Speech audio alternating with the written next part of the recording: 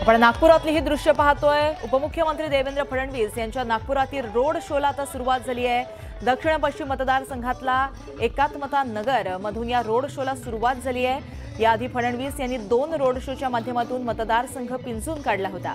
तर आज दक्षिण पश्चिम मध्ये भाजपकडून शक्ती प्रदर्शन केलं जातंय। सध्या आपण नागपुरातली ही दृश्य पाहतोय। मोठ्या प्रमाणात कार्यकर्ते या प्रचार रॅलीमध्ये या रोड शो मध्ये सामील झालेले आहेत। पक्षाचे झेंडे आहेत, गळ्यामध्ये पक्षाचे शेले आहेत, हातामध्ये घोषणाबाजीचे फलक सुद्धा आपण पाहू शकतो। महिला वर्ग सुद्धा मोठ्या उत्साहाने सहभागी झालेला आहे। आपण हा प्रचार रथ पाहतोय ज्यावरती देवेंद्र फडणवीस आहेत आणि इतर पदाधिकारी सुद्धा आहेत। हा रोड शो पाहण्यासाठी मोठ्या प्रमाणात नागरिकांची गर्दी झाली आहे। तर नागपुरातली ही दृश्य सध्या पाहतोय। फुलांनी उत्कृष्ट असा हा संपूर्ण प्रचार रथ जो आहे तो सजवलेला आहे आणि त्यावरती देवेंद्र फडणवीस आपण पाहतोय। इतर कार्यकर्ते आहेत, घोषणाबाजी दिली जाते। मोठ्या प्रमाणात कार्यकर्ते या प्रचार रॅलीमध्ये या रोड शो मध्ये सामील झालेले आहेत। अनुचित प्रकार घडू नये, वाहतुकीमध्ये कुठल्याही प्रकारे वाहतूक विस्कळीत होऊ नये यासाठी पोलीस प्रशासन सुद्धा तिथे सज्ज आहे।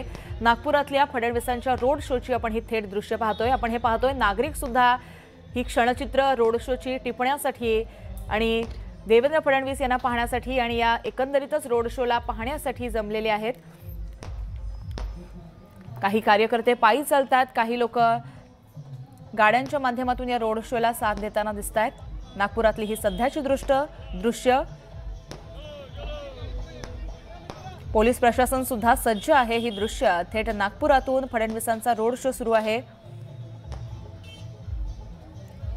दक्षिण पश्चिम मतदारसंघातला एकात्मता नगर मधून या एकंदरीतच रोड शोला सुरुवात झाली आहे।